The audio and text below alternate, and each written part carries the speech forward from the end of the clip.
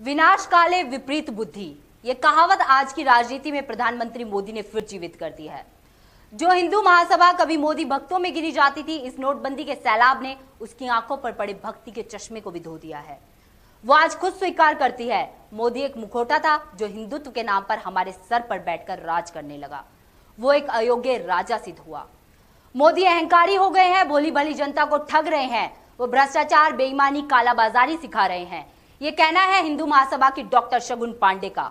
दिलों में जगह बनाना बड़ा मुश्किल होता है, कुर्सी हथियाना तो आसान है, बंदूक की नोक पे या पैसे की नोक पे, और हम दिलों में जगह बनाते हैं। मोदी जी, जिस माँ के बेटे हो, तुमने तो अपनी माँ को भी कैश करने में पीछे नहीं हटे। जैसे ही तुम विमुद्रीकरण लेके आए, चौथे दिन अपनी माँ लाइन में लगवा दी। तो क्या ये आपका पब्लिसिटी स्टंट नहीं था? क्या हम और आप नहीं समझते? आज अगर मैं किसी पोजीशन पे हूँ और मेरी माँ जाती है, तो ईश्वर की दया से मेरे कार्यकर्ता तो सक्षम है कि बहन जी आपकी माता नहीं जाएगी, हाँ, इतना काम तो हम आपकी माता जी के लिए कर सकते हैं। आप पब्लिसिटी स्टंट आपने अपनी 95 साल की माँ को नहीं बख्श रहे हैं। और अगर राहुल खड़ा हो गया तो आपके जो अंधभक्त गधे हैं वो चीख चीख के कह रहे हैं राहुल पप्पू खड़ा हो गया। Shame on you. The words you are using for a person that too is a Hindu, is this is your definition of Hindu? क्या ये आपके संस्कार है? आप अमीर और गरीब को भिड़वा रहे हैं। कल की शब्दावली देखी थी, आपको क्या उस शब्दावली और उस भाषण से ये नहीं लगता कि एक अहंकार का मुकुट उनके सर पर बैठ गया है और अहंकार में बोल रहे हैं कि जनधन वालों, आप तुरंत कहिएगा कि मैं मोदी को अभी चिट्ठी लिख रहा हूँ और पैसे वापस मत देना। क्यों साहब? जिसका वो पैसा वो मोदी ने कमा के दे दिया था।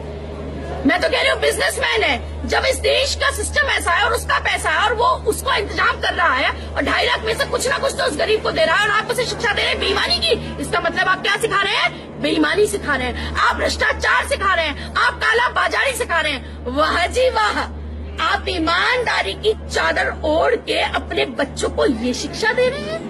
Shem on you Modi ji.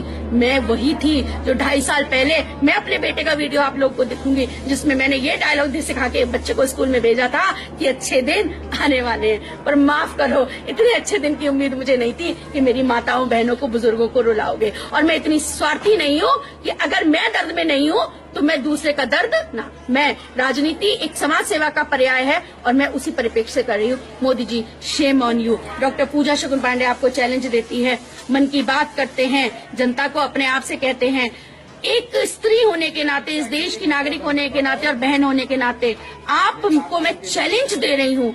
आप खुला मंच एक लें और मेरे बातों का सवाल दें, और अगर मुझे गलत साबित कर देंगे तो मैं उस खुले मंच से आपसे माफी मांगूंगी और आपकी मुरीद हो जाऊंगी, और कहेंगे तो अपने प्राण भी त्याग दूंगी।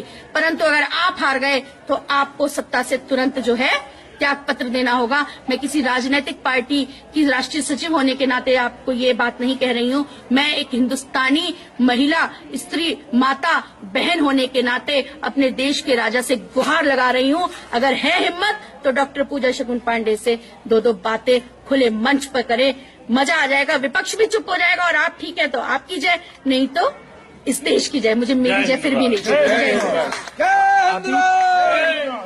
तीखे तेवरों के साथ यहां पूजा मोदी को खुले तौर पर ललकार रही हैं, अपने सवालों के जवाब मांग रही हैं। अपना आदर्श नाथूराम गोडसे को बताते हुए उन्होंने प्रधानमंत्री मोदी को चेतावनी तक दे डाली और कहा, एक गुजरात से गांधी चला था जिसने देश के टुकड़े कर दिए, और अब गुजरात से एक बनिया चला है जो अपने घमंड में चूर है। पूजा तीखे तेवरों में कहती है, अगर फिर से गांधी बनने की कोशिश की तो फिर से गोडसे जन्म लेगा। तो हिंदू महासभा के जो सैनिक और कार्यकर्ता रहे हैं, जो पदाधिकारी रहे हैं, वो वीर सावरकर, पंडित मदन मोहन मालवीय और नाथूराम गोडसे जैसे रहे हैं। एक वो जमाना था जब आरएसएस ने ऐसे करके पल्ला झाड़ लिया था। इतिहास गवाह है गोडसे जी से कि वो हमारा कार्यकर्ता नहीं है, जबकि वो आरएसएस के ही थे। और हम ये मानते हैं क्योंकि वो हमारी कार्य उसमें एक मुख्य पद पे थे, महामंत्री पद पर रहे हैं।